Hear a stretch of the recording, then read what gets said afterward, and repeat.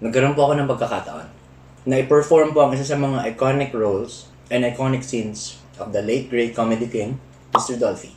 Imagine niyo po it was in the class of Teacher Airpass. Hey Teacher Air, I hope you're watching po. Big shoutouts to you. Si Teacher Airpass trusted me with this scene called Banayad Whiskey. Eh nakakatawa lang po kasi bata pa lang po ako. Pinapractice ko na yun kasama ng mga tropa ko ng Perf Fam. Shoutout to the Perf Fam, Carl Chanko, Kat, and everybody else, Bats, JR. That being said, imagine yung kaba ko nun guys Dolphy Theater, Dolphy Scene. And take note, ang hirap magpatawa ng 2:00 ng hapon. Bakit? Hindi pa po kasi sila kumakain. By far, one of the best live performance I ever did. Kasi po, ultimo yung pamangkin po ni Tito Dolphy, which is si Migs Valdez. Paps, hope you're watching. Sinabi niya na, bro, you did it well, you did it justice, and I think Lolo would be happy. Sobrang taba po ng puso ko nun. Pati po yung mga prod, tawa daw ng trawa. Kahit mga gutom na sila. Grabe po yung kaba ko nun, naalala ko tuloy. Banayad Whiskey, take one! Kaya ba ay galing sa opisina at ngayon sa paglo? Wala ay galing yung biyang mag-relax. Mapuso sa pa. Nagalis ng sapatos. Ang suot ng tsinelas. At magsali ng Banayad Whiskey. Oh, you know?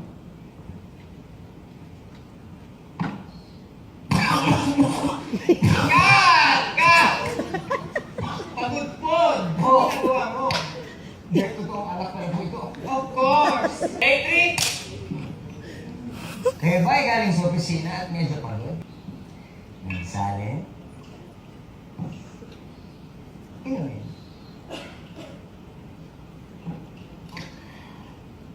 Wow!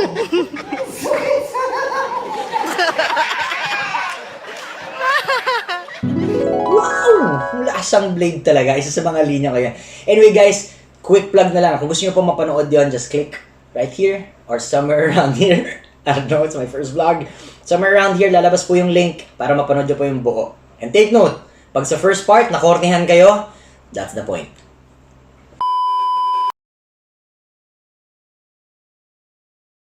Remembering why I do my stuff. Remembering what I'm really passionate about. I think that's enough motivation that you should hold on to. Kasi by the end of the day po, kahit anong sabi ko, kahit anong sabi ng mga kaibigan natin, hindi, gawin mo to, kaya mo to. Kung hindi nyo naman po ipupush yung sarili nyo, mahirapan po This is only my perspective, guys The only way for me to be motivated po is to remember why I'm fighting for what I want. I'm fighting for what my dreams are. Sounds simple, but sometimes it's the hardest thing to do, to be your best coach. Thanks, Miss Ryan.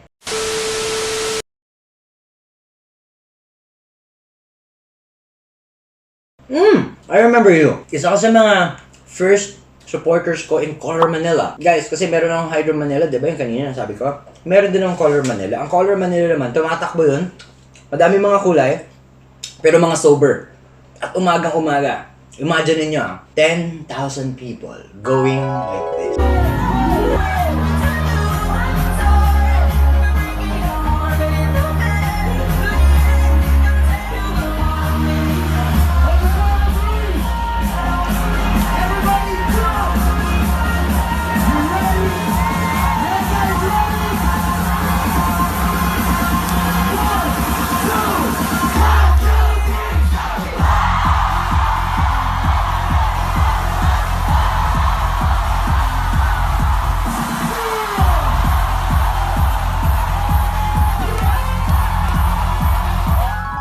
Wow.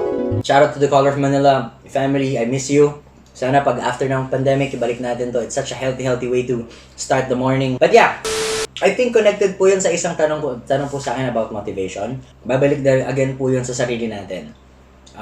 The ability to keep on trying new stuff. Mapa fitness, mapa bike, anything that can make you go to point A to point B, I consider it as exercise. Kasi nanonood tayo ng Netflix ang buong gabi. I think a day na nagpawis po kayo is such a, kahit maglilinis lang ng kwarto, that's already a form of exercise. Sa akin lang po ito Especially now that in the pandemic we really can't go out. And yung mga situation po talaga sa labas. excuse me, ay sobrang hirap po talagang i-maintain. So, yeah, figure out what are the things na sa tingin mong magagawa mo nang hindi sobrang nakakatamad. Kasi ako hindi talaga ako marunong. Hindi naman marunong. Marunong naman ako mag-bike. Hindi ko lang talaga trip yun. I'd rather dance and do TikTok. Isa pa yan. You can do TikToks. I think, siguro mga pag nakasampung TikToks ka na, magandang exercise na yun. Start small and then be consistent about it. This is Mylene. Hope you're safe. Thank you so much for the question.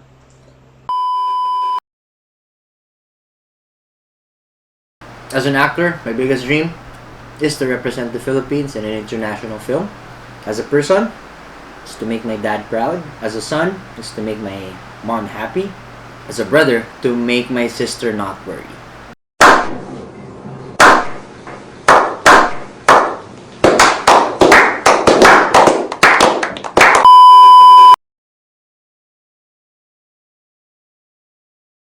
Well, I started my showbiz career as a backup dancer.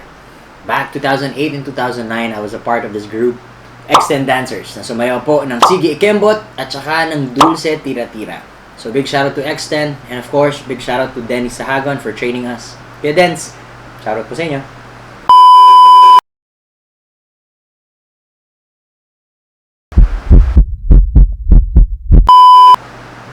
Well, of course, naniniwala po ako bilang isang artista dapat hindi po tayo namimili kung ano po ang storya na ikikwento natin. Lalo na kung maganda naman po yung story behind the character. And, fun fact, yung latest ko pong project po, I am blessed po to be a part of this cast with Miss Lovey po in Carlo Aquino, with Sarah Edwards, Yvonne Carpiet, Ron Angeles, and Jolo Ejercito.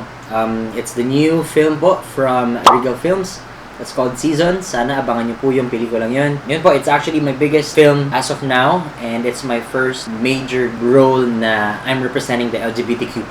So sana abangan niyo po yun pag lumabas. Salamat po.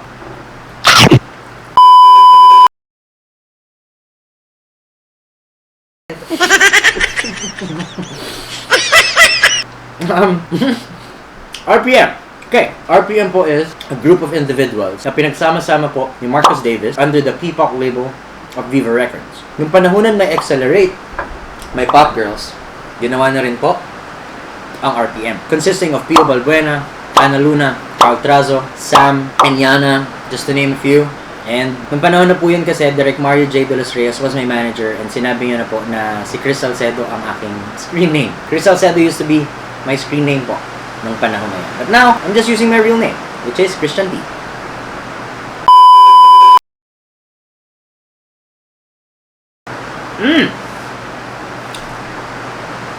Extra rice style.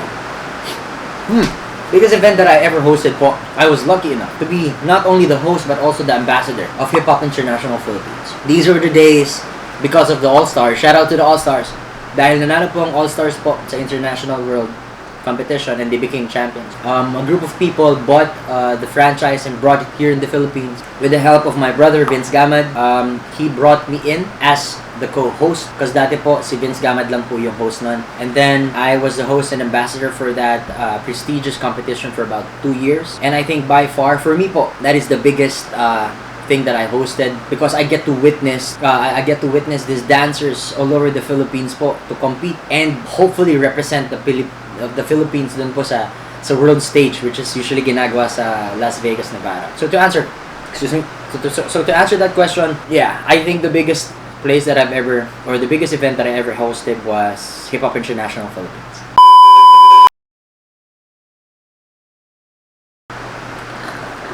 Wow, parang question ha. Ay hindi naman po siguro nakaaway, pero hindi po siguro siya maiiwasan na magkaroon po ng mga indifferences. I wanna call them indifferences. But thankfully po, I had mentors and guiders that I maneuvered my way po through show business with looking for good relationship. Natutunan ko po yun bilang isang sports enthusiast and an athlete, that you will have a little bit of competition, but it doesn't mean that you have to attack those people against you. It's more of, may mga iba't iba po talaga tayong sigurong mga pananaw at paniniwala. So, hindi po maiiwasan yung indifferences. Pero kung may nakalaban po at nakaaway, thankfully, wala naman po. And sana kung meron man pong akong nabangga na hindi ko po sinasadya, And sana po alam po nila that it's not in my nature to be that way. I'm just lucky enough that I will have opportunities to express and just practice what I really love to do, which is entertain and be an actor.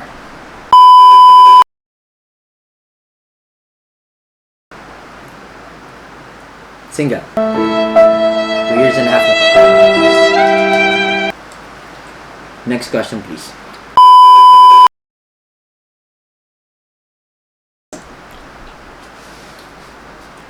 Pwede pass? No! No! Fine. I think I'll go about 5. Kasi hindi naman hindi naman wait. 2,000 years later. Okay, fine. 6. 6 of them. And I think each level of your love is different. So you can't really compare who did you love the most. It's more of just, you grow with this person every time.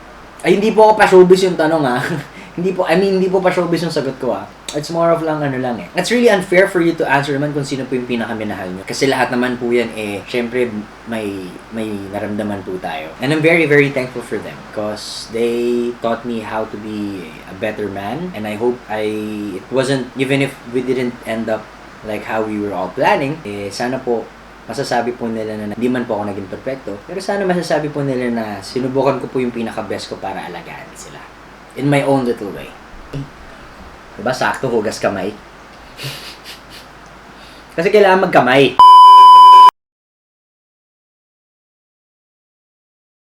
Well, I think this is one of this. I think isa na po ito. Being a content creator, being a vlogger, just trying to interact with any audience that I can so I can elevate po my artistry, and hopefully in the future kung bibless sa akin ni Lord will become a filmmaker. But as of now, this thing that I'm trying to do po is my own little form or my own little way of a taste of immortality, because I want to look back after a couple of years and show my kids na ayan si daddy mo ng bata kahit bado, kahit hindi alam kung anong gagawin, nag-take pa rin ng risk, pinakilala ang sarili sa madla, internet, and tried to be the best kind of influencer that he can be. Hindi po ako perfecto, hindi po ako maka-Diyos masyado, yes. But every time I will try to be as kind as possible, I will be.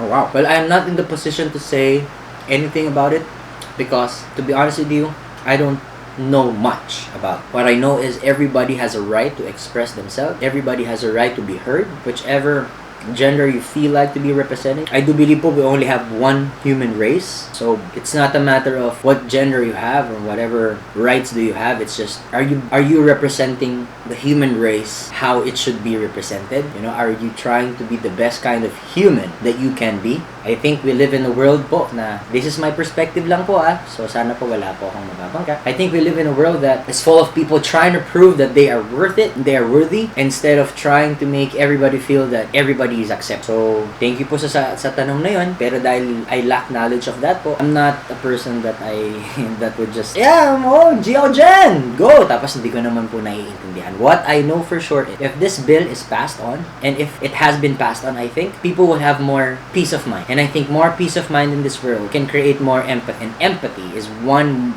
powerful power na ngayong panahon na ng social media nakakalimutan natin. And thank you po for that question, and I apologize if I don't know much about it.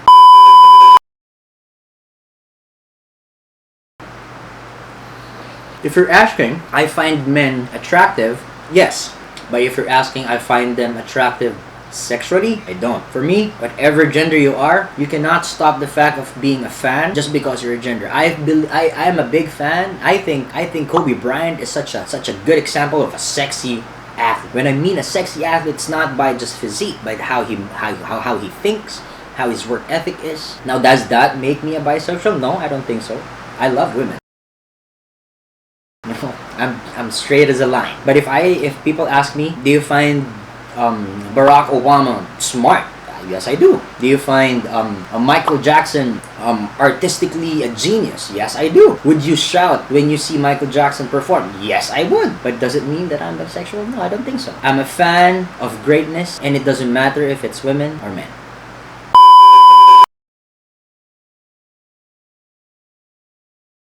here is a good example. I hope you guys can be a part of my journey. This is just gonna be the start. Sobrang swerte ko lang din po na una kong ginagawa ay kumain. Again, shout out to Mang Inasal. It's not sponsored. Pero Bacana Man. You can also catch me on Instagram, of course. We're gonna show it around the screen wherever you're gonna be looking at it. I would really appreciate for you to be a part of this journey that I'm gonna be taking, especially here in YouTube po. And I'm super down to your suggestions. I want to see how far me and my team can go with this storytelling and how we can more interact with you guys. You can reach me on TikTok, Kumu, and anything else. Definitely other things that are happening right now. The more I express, the more it could happen. Yeah. Hope you guys can follow me. And again, this is Kurstin T. Sending love. And kain tayo. That's all I need.